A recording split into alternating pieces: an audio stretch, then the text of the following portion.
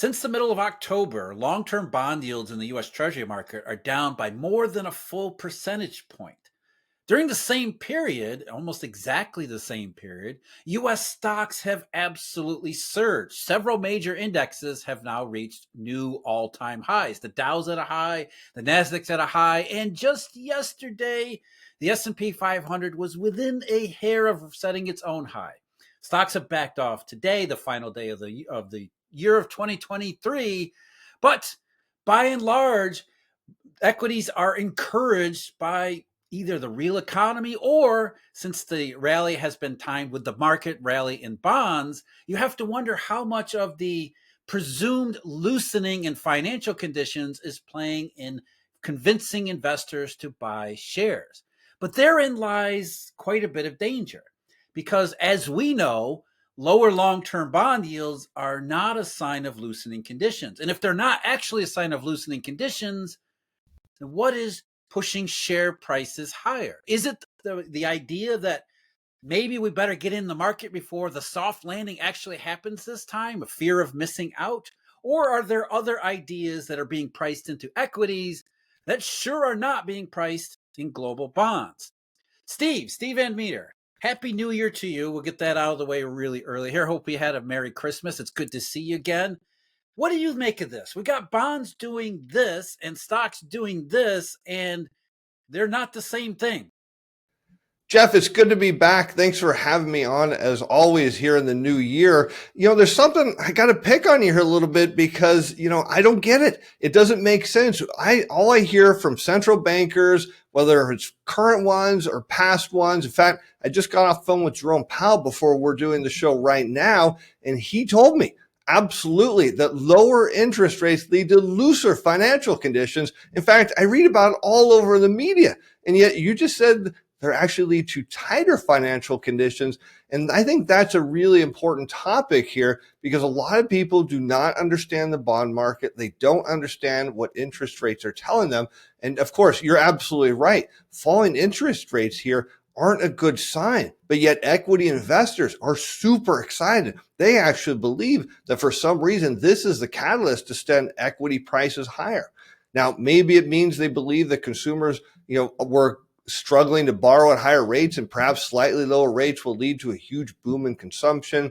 I'm not really sure what the narrative is here, but what I do know is indeed financial conditions are tightening right now, and why we can see this kind of transitory excitement and bump in the equity market, it does not bode well for what's going on in the underlying economy.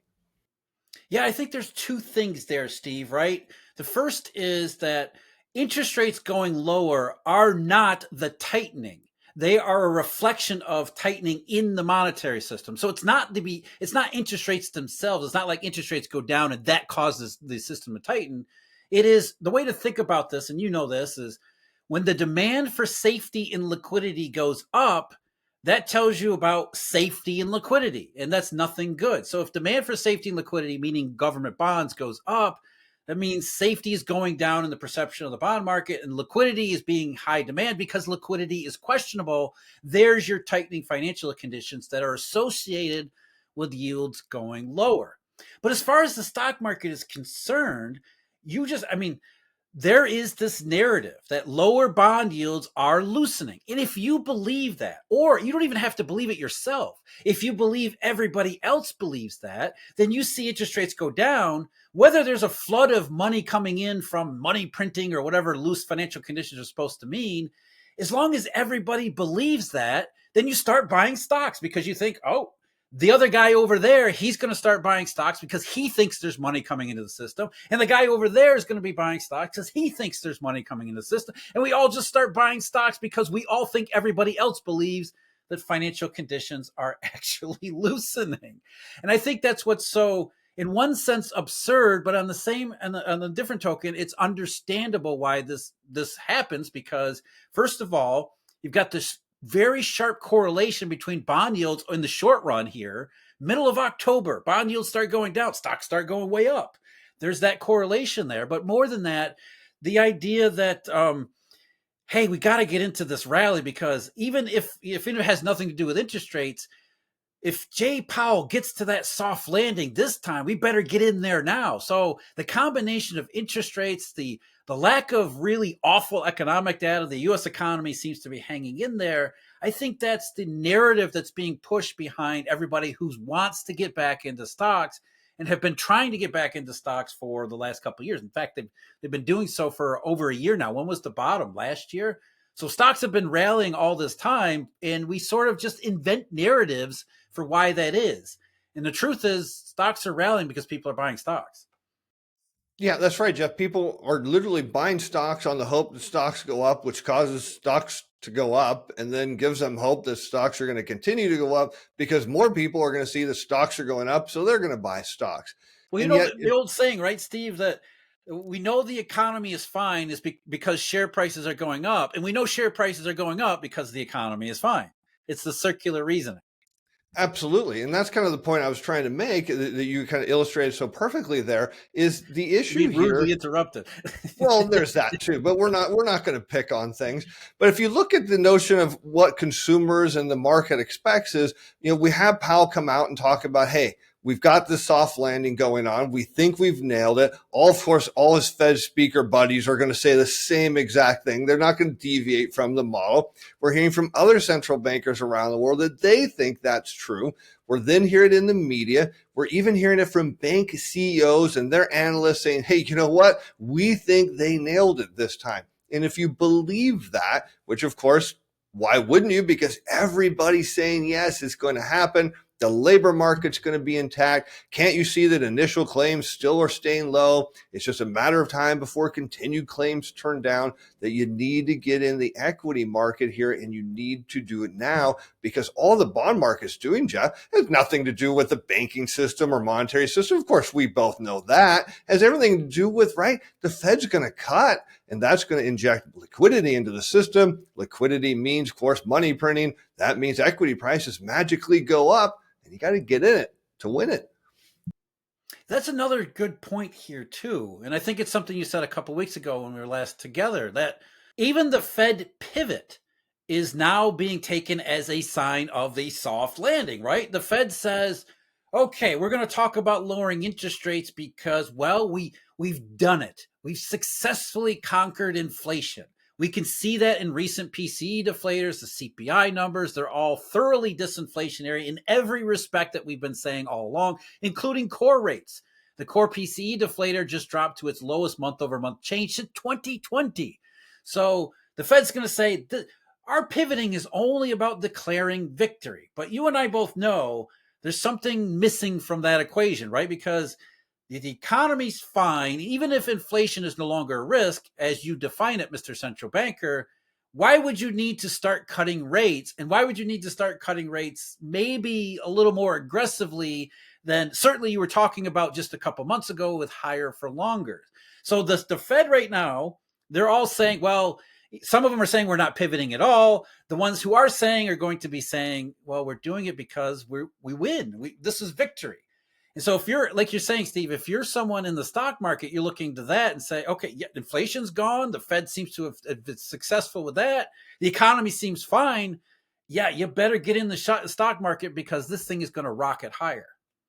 Yeah, and so as we continue that thread a little bit, what are we missing? And that's, I think, the key thing is here. Everyone's getting excited because, and you and I hear this all the time, is the stock market is a proxy for the economy, and it's not true. There are times it is. This is not one of them at all. Because as you said, the fall in interest rates is a sign that monetary conditions are indeed tightening. So let's just say there going to be a soft landing? Well, what would we need to look for? Is the labor market holding up? Well, one of the challenges here that I have, Jeff, is continued claims around 1.88 million. And the problem I have is they're not going down. And the longer people are on unemployment, the less consumption they have. That leads to further unemployment. In fact, we're starting to hear from companies coming out kind of as we head into earnings season to say, you know what, we're probably going to have to trim some of our staff because, of course, demand for our products is going down. And the only thing we can do is adjust our costs. Of course, you and I know what that means. It's easy to get rid of a few heads and do anything else.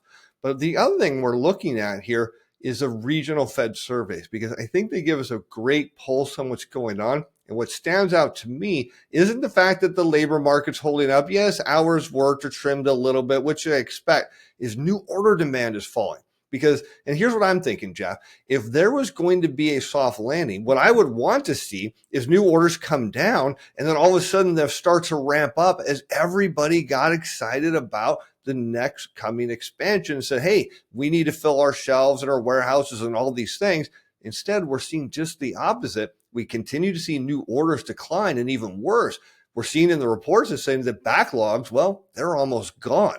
And we know that combination together of declining new orders and backlogs does not bode well for the U.S. labor market, or the fact that the Fed thinks the labor market's going to hold up. Well, we already see this in the labor market itself. You just have to uncover the data a little bit. You have to do a little bit of digging. If you look at the payroll reports, the goods economy plus professional business services, which is a huge chunk of the labor market, the bunch of those five industries together, the four goods economy industries plus professional business services, the net jobs over the last, I think, 7 months has been negative. There have been layoffs all along. We see these strong payroll reports because state governments, more than anything, have been hiring. The federal government unusually has been hiring. And that has been offset to some extent by a few other industries, including construction. Construction work has continued to move forward and move higher. So you do see cyclical layoffs taking place. It's just that they're not enough to override the unusual increase in government hiring. So there's already weakness in the labor market. But I think our big point here is the stock market is not a proxy for the economy.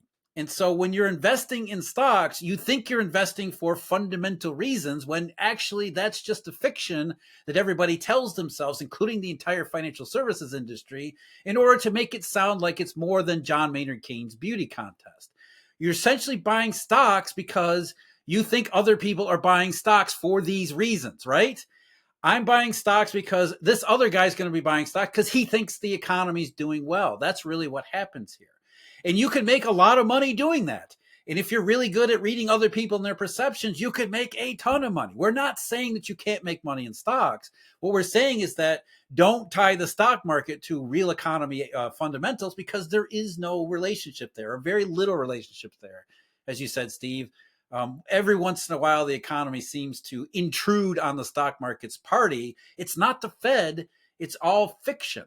But it's a powerful fiction that everybody does, especially since all of our retirement savings, the entire country's retirement savings, are thrown at the New York Stock Exchange. So there's always this underlying demand for equities, and we're just searching for a reason why share prices behave the way they do. And in the short run, narratives can run wild. This idea that financial conditions are loosening because share prices are up, or share prices are up because financial conditions are loose, you can argue it either way, because that's not what really goes on here. Yeah, and I think what we need to do is expand on this decline in interest rates. And this is where we come back to those inverted money curves and yield curves, because this tells you everything that's going on right now. If indeed things were fine, we should see rates. Maybe they don't need to go up or down, but just kind of stay within a range. But as you said, Jeff, they've moved down quite a bit. And when you see yields fall from an inverted yield curve, that is the biggest warning sign you could ask for. It says the financial system is not healing, that it didn't heal, that whatever the Fed or anyone else is doing did not work. And if you look back historically, as I know you have, what you find out is that falling interest rates going from an inverted yield curve lead to a recession and sharply declining equity prices. In fact, it's not unusual at this phase in the cycle, although sometimes it doesn't happen. It's not entirely unusual to see equity prices get near or even surpass prior all-time highs right before the reality sets in that the U.S. economy is nowhere near as good as the stock market said it was. Yeah, I think there's one other point here to make, and that's what you just, look, the bond market and bond yields, inverted curves, we've been talking about them for how long here? And most people say, well, yeah, that's the point. You guys have been pointing to inverted yield curves for over a year. Where's the baby here? Where's the proof? You've been saying, the yield curve has been saying things are going in the wrong direction. How come they don't seem to be going in the wrong direction? Everything I see looks just fine. In fact, share prices are at a record high. So you're full of nonsense here. But we have to step back and look at this in a big picture term. First of all, as Steve, as you always say, you can't put a clock on this thing. But even more than that, yield curves have already racked up a series of successes, a series of victories, if you want to call them that. Essentially, the yield curve inversion said we're not going to see higher for longer. The yield curve told us not to expect higher for long. And lo and behold, now even the Fed says, you know what, we're abandoning higher for longer. So the yield curve is already racking up successes. It just hasn't gotten to that final one, which is likely, doesn't have to be, but is very likely to be a recession and likely a deflationary recession with it.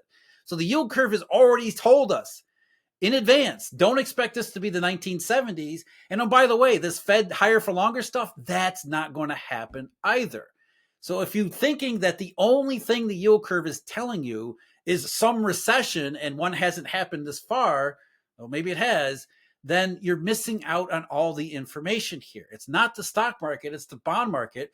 And lower interest rates are not just about a recession either. They're more importantly about the long run climate that's going to impact us not just in 2024, but maybe the entire 2020s. And as you just said, Steve, rates that are aggressively moving lower is not a good sign, not for just next year, but for the entire next decade, maybe.